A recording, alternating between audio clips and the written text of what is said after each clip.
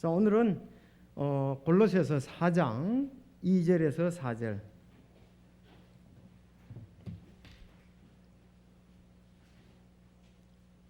골로새서 4장 2절에서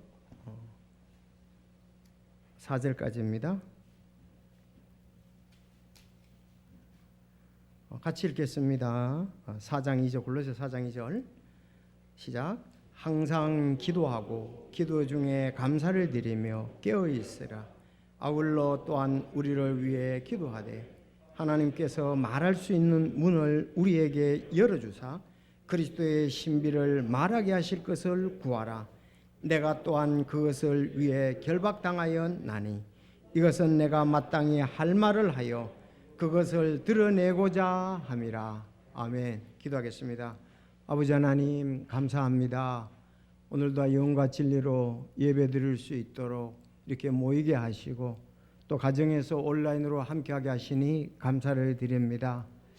주님께 영광 돌릴 수 있는 이 또 건강한 몸, 또 우리 자신을 들여서 섬길 수 있는 또 우리에게 선물들 주시고 또 물질을 주신 것을 감사합니다. 아버지 하나님, 주님을 섬길 날이 그렇게 많지 아니하는데 주님 좀 구원한 그날부터 지금까지 또 앞으로 주님 오실 때까지 우리가 충성스럽게 참 주님의 몸된 교회를 피 흘려주고 사셨사오니 사랑하며 아버지 영광 잘 드러내는 이 땅의 삶이 될 수 있도록 주여 인도해 주옵소서. 오늘도 여러모로 섬긴 귀한 성도들로 인해서 감사합니다. 하나님께서 계속 말씀을 주시고 아버지 하나님 마땅히 가야 할 길들을 보여주셔서 그 길을 주님과 함께 가게 하여 주옵소서. 오늘도 복된 말씀으로 주님 저희들 풍성한 은혜가 되게 하여 주시고 또 겸손히 이 말씀을 받을 수 있도록 사단 역사하지 못하도록 역사해 주시고 저희들을 도와 주옵소서. 오직 말씀이 하나님께 영광이 되고 또 우리의 기쁨과 새롭게 함과 또 저희들 참 반성하는 그런 귀한 시간들 될 수 있도록 도와 주옵소서. 참 말씀을 받지 못하여 가란 영혼 없게 하여 주시고 풍성한 말씀을 맛보며 체험하며 살아가는 저희들 되게 하옵소서. 오늘 마칠 때까지 성령 하나님께서 도와주시기를 간절히 바라오며 우리 주 예수님의 이름으로 기도드리옵나이다. 아멘.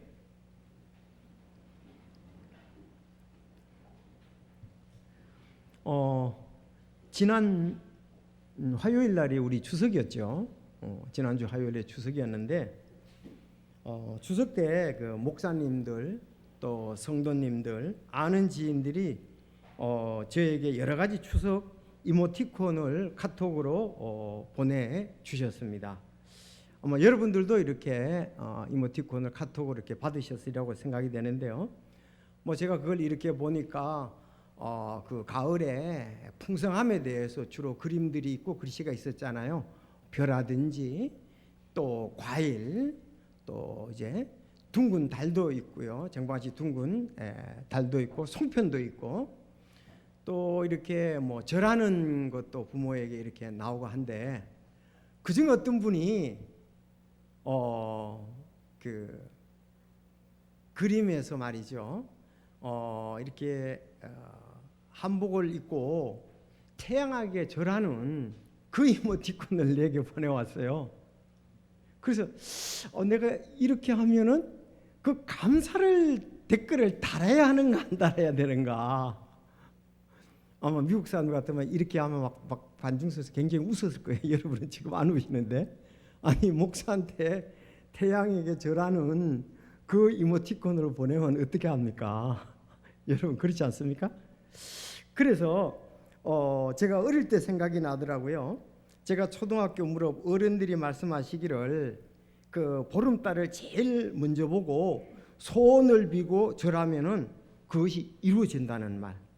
그래서 제가 그때 보통 이렇게 추석 때 보름달을 보려고 아주 그 높은 산으로 갑니다. 정월 대보름 때도 마찬가지고. 그래서 달을 보러 동네 뭐 어른들도 가고 아이들도 가고 이렇게 동네 산으로 이렇게 올라가는데 정말 그때 뭐 믿지도 않았으니까 달이 언제 올라오나 아주 고대하죠. 올라올 때 어른들 말씀하시기를 제일 그 달을 보고 소원을 빌면은 절하고 소원 빌면 이루어진다. 그래서 제가 실제로 그렇게 했거든요. 그래서 이제 그 그림이 이렇게 생각이 났었습니다. 여러분들 이런 이제 추석이나 아마 또 이제 정월달 대보름 이때 되면 이제 보내겠죠. 우리 그리스도인들은 대중 문화 속에서도 하나님의 영광을 드러내는 것을 좀 잘 이렇게 분별하셔야 됩니다. 그래서 우리는 이모티콘 그런 데서 아니 성도들이 만약에 태양에게 절하는 그런 이모티콘을 보내면은 그건 결코 아름다운 게 아니죠. 그리고 또 이렇게 성묘하는 모습 그런 부분도 우리 그리스도인들은 그런 이모티콘을 보내면은 좋은 것이 아닙니다. 암암리의 이 대중 문화를 통해서 미신들이 전달이 되고 주님의 영광을 가리는 이런 부분들이 있거든요. 그것을 잘 분별해서 우리가 이런 것을 보내야 하고 생각이 되고요. 에스겔서 8장 16, 17절에 보면 하나님께서 환상 가운데 에스겔을 인도하시는데 주의 성전 문에서 약 25명 가량이 동쪽을 바라보며 태양에 경배하는 모습을 보게 하셨습니다.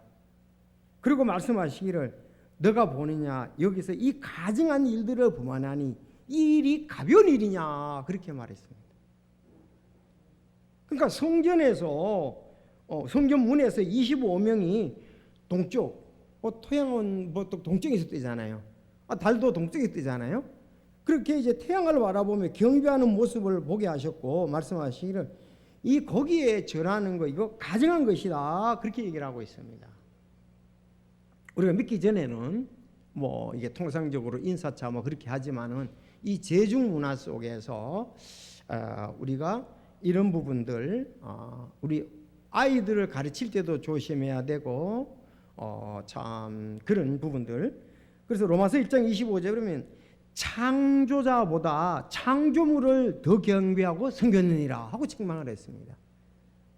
창조자보다 창조물을 더 경배하고 섬겼다 그렇게 얘기하면서 그들이 하나님 앞에 갔을 때 핑계치 못한다 이런 말씀을 했습니다.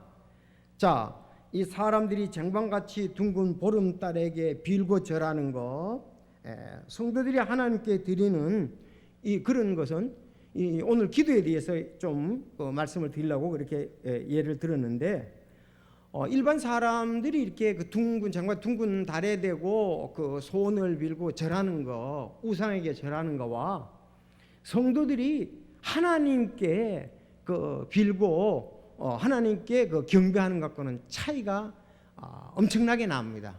차원이 다릅니다. 성경에서는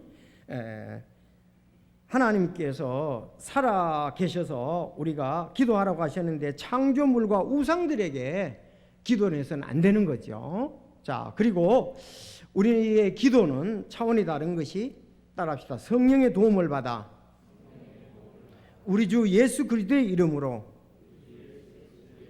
하나님 아버지께 아버지의 뜻이 이루어지도록 소원을 드리는 것이 우리의 기도입니다. 그것이 우리의 기도라는 것이죠.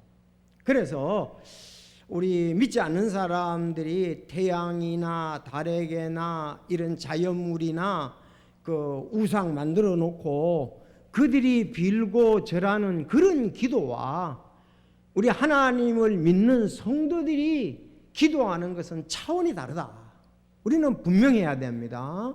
자, 성령님의 도움을 받아서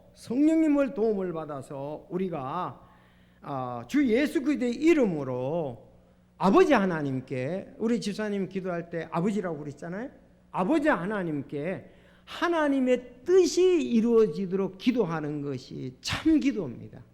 가장 아름다운 기도고 응답받는 기도입니다. 그 기도에 대해서 여러분 그리스도 예수 안에서의 사전을 찾아보면 이 부분이 잘 기록이 되어 있습니다. 자, 그동안 우리가 이제 3주에 걸쳐서 기도에 대해서 오늘은 기도의 실제 그 부분을 오늘 좀 살펴보기를 원합니다. 기도의 실제. 자, 오늘 그 바울 사도가 그 로마 감옥에 갇혀 있으면서 골로새 교회에 편지하기를 이렇게 기도의 실제에 대해서 세 가지로 오늘 말씀하는 것을 본문에서 볼 수가 있습니다. 그래서 내가 갇혔다 이런 말인데 이것을 그래서 골로새서로 옥중서신이라고 그러죠. 옥중서신은 에베소, 빌립보, 골로새, 또 하나는요, 빌레몬서입니다. 그래서 그걸 옥중서신이라고 그러는데 감옥에 갇혀 있으면서 빌립보 교회 성도들에게 정말 이렇게 기도하라고 이렇게 기도의 실제에 대해서 이렇게 말씀하고 있습니다. 특별히 제가 신약에서 이렇게 다 찾아보니까 이 전도에 대해서 기도하라는 한 것이 나오긴 나옵니다만 전도에 대한 기도는 본문에서 제일 확실하게 언급되더라고요. 이 골로새서 지금 다 찾아보니까. 그래서 우리가 원래 9월 이 기도의 달로 정한 것은 10월에 정말 전도를 앞두고 영혼 추수를 앞두고 우리가 혼들을 위해서 기도하기 위해서 이제 9월 달을 기도의 달로 잡았거든요. 그래서 오늘 본문이 아주 그 적합한 말씀이라고 생각을 합니다. 그래서 우리가 기도할 때 세 가지 실제가 필요하다. 첫째가 오늘 2절 본문 말씀을 보세요. 자, 4장 1, 2절 나오는데 이제 주인들아 하면서 4장 1절에 그리고 마치면서 4장 2절에 권면에 대해서 할 때 자, 읽어봅시다. 시작. 항상 기도하고 따라합시다. 항상 기도하고 기도 중에 감사를 드리며 깨어 있으라. 아울러 또한 우리를 위해 기도하되 하나님께서 말할 수 있는 문을 우리에게 열어주사 그리스도의 신비를 말하게 하실 것을 구하라. 내가 또한 그것을 위해 결박당하였나니. 이것은 우리가 마땅히 할 말을 하여 그것을 드러내고자 함이라. 그리스도의 신비를 드러내고자 하는 거죠. 그래서 이 골로새 교회에 옥중에 있은 편지를 쓸 때에 첫째, 성령 안에서 항상 기도해야 된다고 말씀을 하고 있습니다. 성령 안에서 항상 기도하라. 두 번째는 감사와 더불어 깨어 기도하라. 기도할 때에 이 감사가 함께 있어야 된다 이거예요. 그래서 감사와 더불어 깨어 기도하라고 2절 하반절에 말씀했고, 세 번째는 그리스도의 신비를 말하게 기도하라고 그랬습니다. 그리스도의 신비를 말하게. 바울 사도도 감옥에 있으면서 내가 그리스도의 신비를 말하게 해달라고. 지금 오늘날도 우리가 그리스도의 신비를 말해야 되거든요. 이것을 위해서 서로가 기도할 필요가 있습니다. 자, 그러면은 아까 말씀드린다고 우리가 성령의 도움을 받아서 우리 주 예수 그리스도의 이름으로 아버지 하나님께 하나님의 뜻이 이루어지도록 소원을 드리는 것이 기도다 이렇게 했습니다. 이거 아주 기도에 대해서 우리가 이방인들이 하는 기도가 우리가 차원이 다르다 이런 면에서 완전히 다르다고 우리가 알고 이걸 잘 알고 기도하면 하나님이 기뻐하시겠죠. 자, 그래서 기도의 실제인데 첫째, 성령 안에서 항상 기도하라 그랬습니다. 성령 안에서. 자, 골로새서하고 어떤 서신이 쌍둥이 서신이죠? 골로새하고 우리가 쌍둥이 서신이라고 그렇게 불리는 서신이 있습니다. 어디입니까? 우리 신학생들 잊어버렸나요? 자, 에베소서입니다. 에베소서하고 골로새서는 쌍둥이 서신이다. 왜냐하면 내용이 비슷한 게 많다 이거예요. 내용이 비슷한 게 많아서 우리가 쌍둥이 서신이라고 그러는데, 그 에베소서 6장 18절에 보면 이 구절을 갖다가 이와 같은 부분을 모든 기도와 간구로 성령 안에서 항상 기도하되, 그래서 본문에는 성령 안에서라는 말이 없는데 에베소에서는 성령 안에서가 있습니다. 그래서 제가 에베소 쌍둥이 서신하고 오늘 골로새서 4장 2절 합쳐서 성령 안에서 항상 기도하라 이렇게 잡았습니다. 자, 기도가 가장 좋은 것은 성령님의 인도, 성령 안에서 기도하는 것이 가장 아름다운 기도, 하나님의 뜻대로 하는 기도, 하나님 걸 기쁘시게 하는 기도, 하나님께 응답받는 기도라고 말할 수가 있습니다. 성령 안에서 하는 기도 그랬습니다. 자, 항상 그러니까 성령님 안에서 기도하고 그랬습니다. 자, 항상이라는 말엔 두 가지 내용이 포함됩니다. 항상 우리가 바라는 것을 수시로 하라. 그 시간적인 면, 어디서나 장소적인 것을 말하면서 또 어떤 경우라도 중단 없이 계속하라는 거예요. 이것이 항상이라는 말입니다. 자, 항상이라는 말은 우리가 바라는 것을 수시로 시간에 또 장소 어디서나 그리고 두 번째 어떤 경우라도 중단 없이 계속하라는 거예요. 이것이 항상 기도하라는 말입니다. 여러분 좋죠? 그래서 쉬지 말고 기도하라. 또 항상 기도하라. 이것이 다 여기에 포함이 됩니다. 자, 우리가 이렇게 항상 기도, 그러면 이 말씀이 성경에 보면 어떤 예로 나오는가, 이렇게 한 사람들이 있는가, 이렇게 잘 알다시피 있습니다. 첫째가 이제 사무엘의, 참 구약에서 가장 경건한 성도 가운데 하나가 사무엘이잖아요. 사무엘. 아주 사무엘은 위대한 대언자죠. 그래서 우리 아이들도 이 사무엘에 대해서 많이 듣고 있습니다. 사무엘처럼 하나님의 집에서 자라고 싶어요. 어릴 때부터 사무엘은 하나님 집에서 잘 자랐었죠. 참 어린이들을 주일학교에 나오게 하고 교회에 나오게 하는 것은 아름답습니다. 그들이 간접적으로 직접적으로 영향력을 받기 때문에 그렇습니다. 정말 우리 아이들이 좀 교회에서 어떤 부분에 불편한 부분도 있겠지만은, 그렇지만 아이들은 아이들이잖아요. 그래도 아이들이 교회에서 함께 교회에서 같이 성장을 해야 돼요. 성도들하고. 이건 아주 귀하고 아름다운 거. 사실 우리 자녀들, 우리 손자 손녀들이 그렇게 해야 된다고 믿습니다. 여러분, 신앙은 어느 날 한꺼번에 자라는 게 없어요. 신앙은 어느 날 한꺼번에 하나님, 예수 그리스도 성령 하나님을 말씀대로 행하는 경우가 없습니다. 다 연단이 필요한 부분들이에요. 그래서 이 사무엘이, 정말 사무엘은 아주 뛰어난, 다윗에게 기름을 부은 자가 사무엘 대언자잖아요. 사무엘이 있을 때 이스라엘 백성들이 아주 하나님 중심에 먹고 아주 발전이 있었습니다. 이 경건한 참 어른이셨죠. 나중에. 자, 이 사무엘이 그런 얘기를 했어요. 자, 사무엘상 12장 23절에 또한 나로 말하건대 너희를 위하여 기도하기를 힘으로 내가 결단코 주께 죄를 짓지 아니하고 선하고 바른 길을 너희에게 가르칠 터인즉, 그렇게 얘기를 했습니다. 야, 너희를 위하여 기도하기를 내가 쉬지 않겠다, 그렇게 얘기를 했습니다. 이러니 참 어른으로서, 나라의 어른으로서, 대언자로서 정말 아주 귀한 그 경건한 분이었다. 기도하기를 쉬지 않는다 그랬습니다. 정말 기도하기를 쉬지 않는 분들이 하나님이 보실 때 가장 아름다운 사람들입니다. 기도가 쉽지가 않거든요. 어쩌면 기도는 전쟁일 수가 있습니다. 우리가 시간이 나도 기도하지 않는 경우가 있고, 말씀을 봐도 기도하지 않는 경우가 있고요. 그러나 기도하는 성도들이 정말 가장 하나님을 두려워하는 성도들, 가장 귀한 열매를 맺는 성도들이라고 볼 수가 있습니다. 자, 사무엘이 그랬습니다. 자, 그런가 하면은 여러분 잘 아는 다윗. 사무엘이 먼저죠. 왜냐하면 사무엘이 다윗에게 안수를 했으니 기름 부음을 줬으니까요. 다윗도 시편 55편 10절에 저녁과 아침과 정오에 내가 기도하고 크게 부르짖으니 그분께서 내 음성을 들으시로다.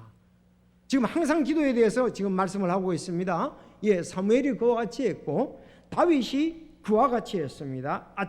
저녁과 아침과 정오에 내가 기도하고 크게 부르짖으리니. 자, 여기에 두 사람을 닮은 사람이 있습니다. 이 두 사람의 본을 따른 사람이 있습니까? 누굽니까? 그 유명한 다니엘입니다. 다니엘이 바빌론에 포로로 잡혀갔잖아요. 그 다니엘서 6장 10절이 그리 유명한 구절이에요. 그런데 다니엘은 그 조서에 도장이 찍힌 것을 알고도 자기 집에 들어가 자기 방에서 예루살렘을 향하여 창문을 열고 전에 하던 대로 하루에 3번씩 무릎을 꿇고 기도하며 그랬잖아요. 지금 다니엘은 그렇게 하나님께 구하면 지금 조서에 도장이 찍혀서 그렇게 구하는 사람은 죽인다 그랬거든요. 그런데도 불구하고 그는 하나님께 포로로 잡혀가서 지금 기도를 하고 있습니다. 자, 이 기도가 바로 하루에 3번씩 기도였다. 사무엘은 기도하기를 시지 있는 죄를 범치 않는다. 다윗은 저녁과 아침에 정오에 다니엘은 하루에 3번씩 그랬습니다. 초대교회도 이렇게 성도들이 보면은 정해진 시간에 기도했던 것을 우리가 볼 수가 있습니다. 유대 시간으로 제3시, 제6시, 제9시에 그들이 기도했습니다. 자, 이것을 오늘날 말하면 오전 9시, 정오, 오후 3시에 그들이 기도한 것을 볼 수가 있습니다. 베드로 요한이 사도행전 3장 1절에 이제 9시 기도 시간에 베드로와 요한이 함께 성전으로 올라갈 때에 기도 시간이라 그랬습니다. 사도행전 10장 9절에도 이튿날 그들이 계속 길을 가다가 그 도시에 가까이 갔을 때 베드로는 기도하려고 6시쯤에 지붕 위에 올라가니라 그랬습니다. 이렇게 여행을 하면서도 길을 가면서도 기도 시간에 기도했던 것을 볼 수가 있습니다. 자, 이런 그 원리가 바탕에 있으면서 바울 사도가 지금 얘기를 하는 거예요. 오늘 본문에 어떻게 하라고요? 따라합시다. 항상 기도하고. 여러분이 잘 아는 오늘 주보에 나왔습니다마는 쉬지 말고 기도하라 그랬잖아요. 항상 기도하는 거나 쉬지 말고 기도하는 거 같죠. 또 로마교회 로마서 12장 12절에도 늘 절박하게 기도하라 그렇게 말씀을 했습니다. 그러므로 이제 우리도 성령님 안에서 우리는 성령님 안에서 항상 기도하는 것이 기도의 실제다. 여러분 걸어가면서 기도할 수 있습니까? 눈을 뜨고도 기도할 수 있습니다. 운전을 하면서 기도할 수가 있습니다. 음식을 만들면서 암송하면서 또 기도할 수가 있습니다. 직장에서도 잠시 휴식 시간에 우리가 특별히 기도할 수가 있고요. 그런데 어떤 그 성도들은 기도가 너무 약해서 또 남을 너무 의식을 해서 식사 시간에도 기도 안 하는 사람들이 있습니다. 남을 의식을 해서 식사 시간에도 기도한다. 저 사람들이 날 기도하는 걸 보면은 좀 민망하기도 하고 어떡하지? 이래서 그냥 속으로 기도하면 되지 하고 거기서 기도하지 않고 음식에 대해서 그냥 이렇게 속으로 기도 먹습니다. 속으로 하나님 감사합니다. 먹으면서 그런지 모르지만은 그러나 음식에 대해서 감사하는 것은 성경에 전체적으로 하나님께서 기뻐하시고 음식에 대해서 감사하는 건 기도에 대해서 충분히 나오는 부분이라고 볼 수가 있습니다. 예수님께서도 주님의 만찬을 행할 때에 기도했다고 그랬잖아요. 그렇지 않습니까? 그리고 너희들 기도할 때에 구약에서 특별히 음식은 우리의 생명과 관계가 됩니다. 우리의 에너지와 관계가 됩니다. 당연히 식사 시간 때 기도해야 되겠죠. 아니 주님 편에 있고 주님을 증거하는 가운데 하나도 기도예요. 그들하고 믿으라고 전도지를 못 줄 망정 내가 하나님 앞에 내 기도하는 걸 그걸 못하면 되겠습니까? 아니 약한 분들에게 지금 얘기를 합니다. 용기를 좀 불러일으키기 위해서 당연히 기도 시간 식사할 때 기도를 해야 되겠죠. 그런가 하면 우리 믿는 사람으로 수시로 기도할 필요가 있습니다. 아침에 일어날 때에도 잘 때에도 점심 때에도 시간이 날 때에도 눈을 감고도 뜨고도 기도의 자세는 그렇게 중요하지 않습니다. 물론 집중적으로 하려면 무릎을 꿇고 엎드려서 간절히 기도하는 그런 부분도 있습니다. 자, 그래서 여러분들 우리 늘 항상 기도하자. 쉬지 말고 기도하자. 오늘 바울 사도가 그렇게 골로새 교회에 얘기를 했습니다. 그래서 우리가 좋은 건 성령님 안에서 항상 기도하라. 따라합시다. 성령님 안에서 항상 기도하라. 여러분 그렇게 성령님 안에서 풍성하게 기도할 수 있기를 바랍니다. 이건 너무 기쁜 거죠. 여러분 풍성한 삶을 사는 거죠. 내가 그리스도인으로서 주님과의 좋은 교제 속에서 살고 있다는 것입니다. 그래서 성령님 안에서 기도해야 된다. 왜 성령님 안에서냐? 아주 이 부분이 중요한데요. 자, 로마서를 보겠습니다. 전에도 제가 말씀드린 적이 있는데 자, 로마서 8장 자 26절 이와 같이 성령님께서도 우리의 연약함을 도우시나니 우리가 마땅히 기도할 바를 알지 못하나 성령님께서 말로 할 수 없는 신음으로 친히 우리를 위해 중보하시느냐. 그리고 이 조금 2절 지나니까 우리가 알거니와 합력해서 선을 이룬다는 말이 8장 28절에 나와요. 여러분 이건 잘 너무 외우고 잘 아는 그 내용이잖아요. 26절이 이제 성령님의 기도에 중보가 있다는 거예요. 근데 여기서는 안 나오지만 성령님은 어디에 계십니까? 고린도전서 6장 19절에 보면 너희 안에 계신 성령님의 전인 줄을 알지 못하느냐 그랬습니다. 성령님은 구원받을 때 인치시고 우리 안에 계십니다. 그러니까 우리 안에 계신 성령님께서 우리가 마땅히 기도할 바를 알지 못하는데 성령님께서 말할 수 있도록 신음하며 친히 우리를 위해서 중보를 하시고 우리를 도와주시는 거예요.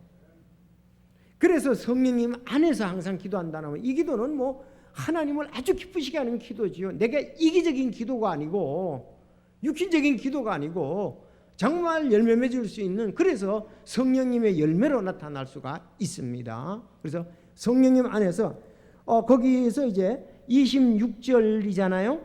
자, 그러면은 함께 중요한 구절이 또 있어요. 여기에 34절이 있습니다.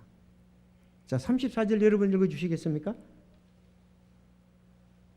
네, 34절 시작.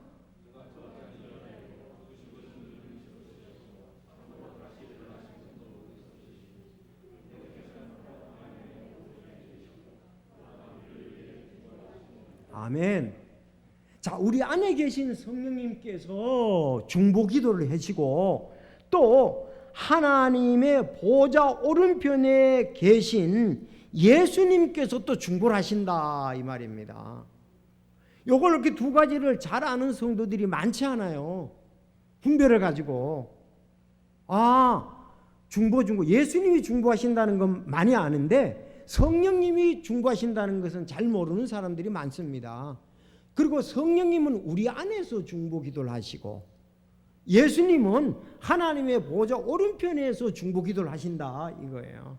그러니까 우리의 참 기도가 중보를 하시니까 얼마나 중요하고 우리 삶이 얼마나 중요하냐 이거예요. 그래서 아까 성령님 안에서 항상 기도하라 이렇게 나온 거예요. 자, 두 번째, 기도에서 빼놓지 말아야 되는 것이 또 성령 인도하심을 따르는 것과 두 번째는 감사가 있는 겁니다. 감사가 거기 우리가 또 우리 본문을 보시면 기도 중에 감사를 드리며 깨어 있으라 이랬거든요. 기도 중에 감사를 드리며 깨어 있으라. 기도 중에 뭐를 드리며? 감사를 드리며.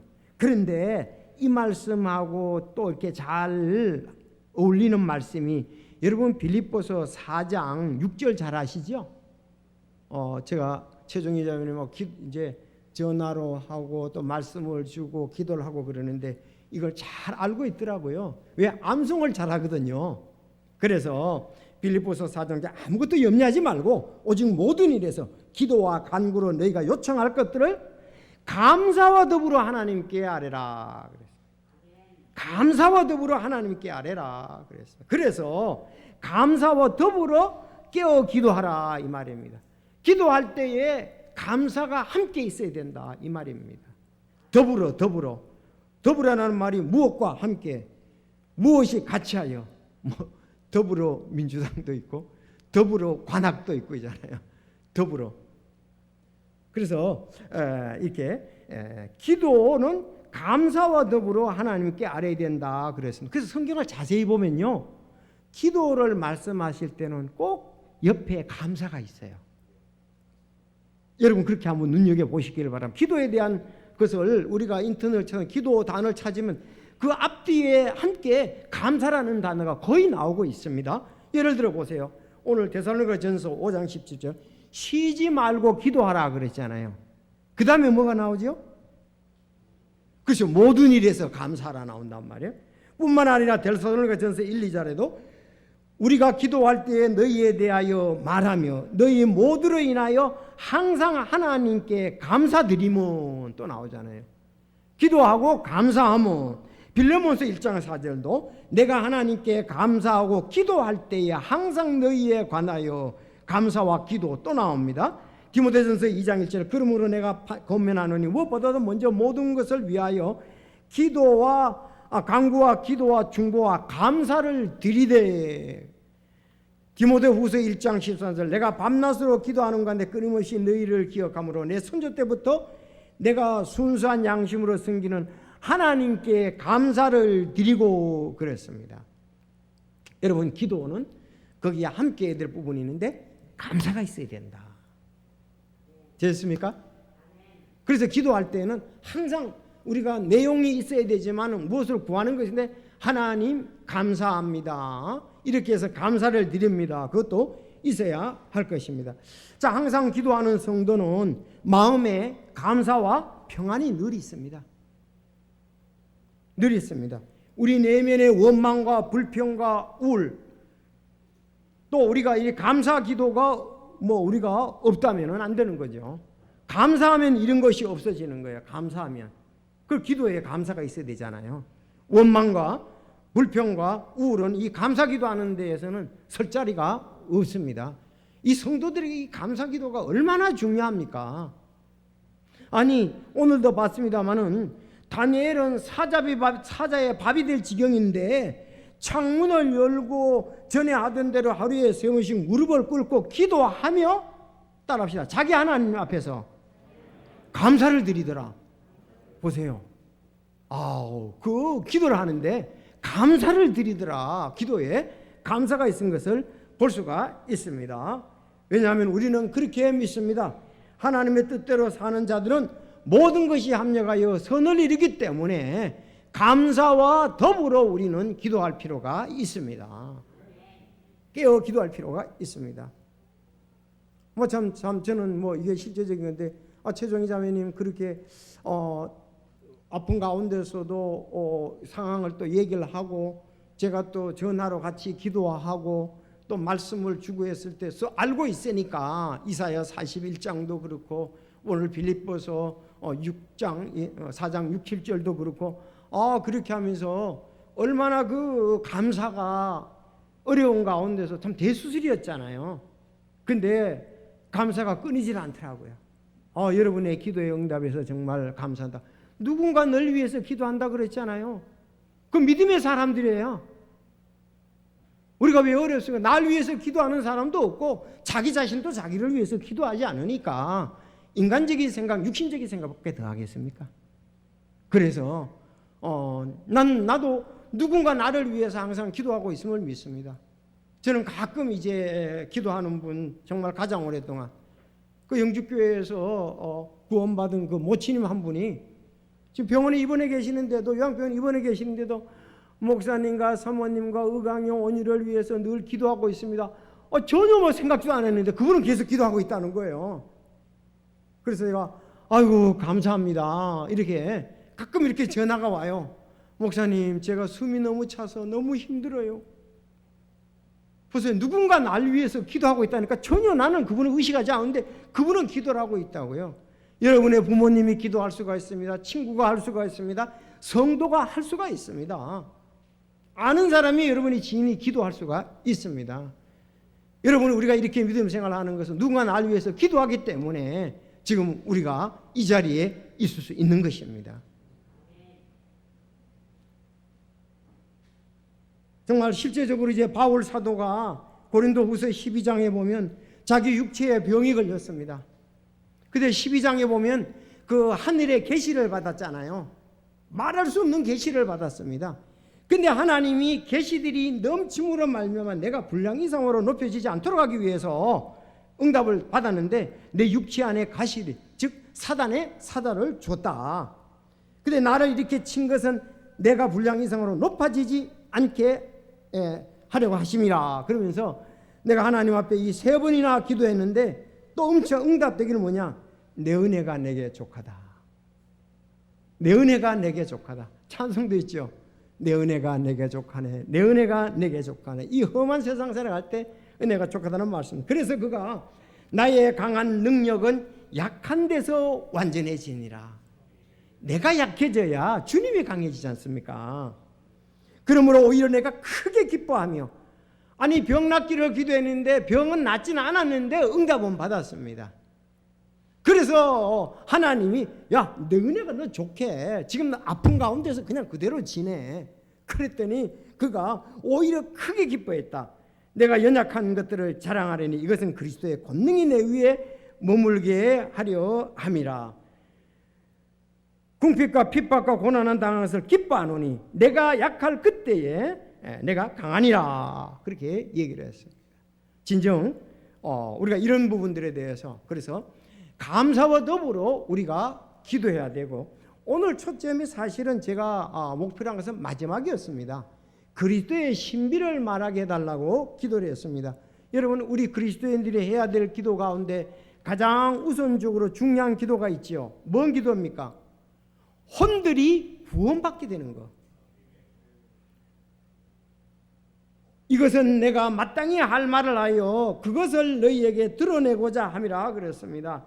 아울러 또한 우리를 위해 기도하되 하나님께서 말할 수 없는 문을 우리에게 열어주사, 말할 수 있는 문을 우리에게 열어주사 그리스도의 신비를 말하게 하실 것으로 구하라.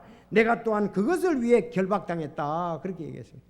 로마 감옥에 내가 결박당해서 갇힌 이유는 그리스도의 신비를 말하기 때문에 지금 감옥에 갇혔다. 죄수로 감옥에 갇혔다. 이렇게 얘기를 하는데, 이 내가 그리스도의 신비는 감옥 안에서도 계속 말해야 할 부분이니까 나를 위해서 기도해달라 그랬습니다. 그래서 이 쌍둥이 서신에 거기서도 복음을 위해라고 여기는 복음의 신비인데 거기서는 복음으로 말미암아 이방인이 이렇게 얘기를 하고 있습니다. 그리스도의 신비는 뭐냐? 이건 복음입니다. 복음. 즉 복음을 다른 사람에게 전하게 할 수 있게 그 문이 열리도록 기도해달라 그랬습니다. 여러분, 복음의 문이 열리도록 기도를 우리가 다른 사람에게 요청할 필요가 있습니다. 내 직장에서 복음의 문이 열리도록, 또 우리 이웃 가운데서도 복음의 문이 열리도록 기도를 했는데, 바로 초대교회의 그 사도행전에 보면 핵심이 이 기도였습니다. 그래서 그들이 나가서 그리스도의 신비를 그들은 말하다가 감옥에 갇히기도 하고 또 핍박을 당하기도 하고 매도 맞기도 하고 한 것은 그리스도의 신비 때문에 그랬습니다. 여러분, 그리스도의 신비가 복음이 우리에게까지 왔잖아요. 바울 사도가 이렇게 하지 않았더라면 우리에게 오지 못할 것이다. 한 영혼이 천하보다 귀하다. 왜? 복음의 신비 때문에 그랬습니다. 그래서 이게 복음의 신비에 대해서 짜니까, 아니 하나님께서 예수님을 세상에 보내신 것은 뭐 때문에 그랬습니까? 세상을 정죄하기 위해서, 심판하기 위해서 그런 것이 아니라 세상을 구원하기 위해서 예수님을 보냈다 그랬습니다. 그래서 많은 사람들이 왜 하나님께서 사람을 사랑하는데 지옥 보내냐? 아니, 그들이 불순종하기 때문에 가는 거예요. 이미 하나님의 사랑은 이 복음의 완성입니다. 사람들로 하여금 천국에 갈 길을 다 마련해 주셨습니다. 이제 그 예수 그리스도를 믿느냐 안 믿느냐가 달려 있는 거예요. 그래서 우리는 이미 예수님이 다 이루신 복음의 신비를 우리 주변에 알려서 그들로 하여금 구원받게 해야 될 것입니다. 여러분들, 이렇게 자세히 가르치고 하는데도 목사님 설교를 잘못 들어서 그런지, 목사님이 설교를 잘못해서 성도들이 잘못 이해해서 그런지 아직도 이게 성서 침례교도 이런 문제를 갖다가 이게 거론하는 그런 경우들이 있는데 이거 아주 잘못됐습니다. 여러분, 구원의 복음은 오직 예수님을 통해서 100% 이루어집니다. 맞습니까? 근데 여기에다가 우리의 행위를 절대로 넣어서는 안 된다고요. 어떤 목사님 이렇게 얘기를 하더라고요. 예수 그리스도의 보혈의 피로 구원받고 우리가 선행으로 그 복음을 지켜야 된다, 이렇게 목사님이 얘기를 하시다라는 거죠. 이건 잘못되었습니다. 복음으로 지키는 게 아니에요. 구원을 우리는 구원받았기 때문에 선한 행위가 따라가는 거죠. 복음을 지키기 위해서 선한 행위를 하는 게 아니에요. 구원을 지키기 위해서. 그건 잘못된 겁니다. 아주 이건 이건 성서적이지 않아요. 근데 그렇게 목사님이 얘기를 하시는 것 같다라고 그래서 참 목사님한테 얘기도 할 수도 없고 이렇게 좀 상처를 받는 경우가 있는 것 같은데, 우린 절대로 그렇지 않습니다. 여러분들, 성경에 그렇잖아요. 너희가 믿음을 통해 은혜로 구원을 받았나니 그렇잖아요. 행위에서 난 것이 아니니 이것은 아무도 자랑하지 못하게 하려 함이라. 디도서 3장 5절, 그분께서 우리를 구원하시되 우리가 행한 의로운 행위로 하지 아니하시고, 우리가 행한 의로운 행위로 하지 않는다고 그랬잖아요. 구원은 의로운 행위에 우리의 관계가 없습니다. 전적으로 구원은 하나님의 은혜고 하나님의 선물입니다. 변함이 없습니다. 이거는 구원은 한 번 구원은 영원한 구원입니다. 그렇게 믿습니까? 이게 일반 교회가 그렇게 얘기를 하는 거예요. 그거는 우리 성서 침례가 그런 걸 따라가면 안 돼요. 그건 잘못된 겁니다. 그들은 그렇게 얘기를 하죠. 한 번 구원은 영원한 구원이 아니기 때문에 지켜야 된다는 거죠. 죽어봐야 한다는 거죠. 그건 아니죠. 그러면 구원을 받았다가 잃었다가 받았다가 잃었다 합니까? 아니, 이 방송을 듣는 여러분들 좀 생각해 보시기 바랍니다. 아니, 구원을 그러면 받았다가 또 잃었다가 받았다가 잃었다가 이렇게 합니까? 바울 사도가 사도행전 16장에 빌립보 간수에게 복음을 전했습니다. 그 루디아에게 복음을 전했습니다. 그럼 복음을 전해서 그들이 구원받고 침례받았죠. 그러면 또 그들이 또 구원을 잃어버려요? 있을 수가 없는 거죠. 그들이 구원을 행위로 지킵니까? 아니요. 우리의 행위는 그거와 관계가 없습니다. 지키는 것이 아니라 구원을 받았으면 선한 행위를 하도록 우리가 구원을 받은 목적이 있습니다. 그거하고 차이가 굉장히 나는 거예요. 구원은 지키는 게 아니에요. 구원은 지키는 게 아니에요. 또 잃어버릴까 봐 선한 행위로 지키는 것이 아닙니다. 자, 우리 잘 분별하셔야 돼요. 그 성경에 분명히 얘기했잖아요. 의로운 행위로 하지 아니한다고 그러는데 왜 자꾸 의로운 행위를 왜 거기다 넣습니까? 여러분, 그러나 우리는 성령님 안에서 선한 행위를 하도록 창조된 사람들입니다.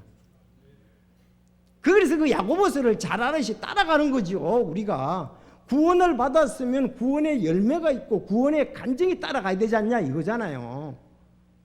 자, 그래서 우리가 구원받고 난 다음에 선한 행위를 위해 정하신 것은 우리가 그 행위 가운데 걷게 하려 함이라 그랬습니다. 구원을 지키기 위해 아닌 것이 아니라 감사하고 우리가 행위로서 그래야지요.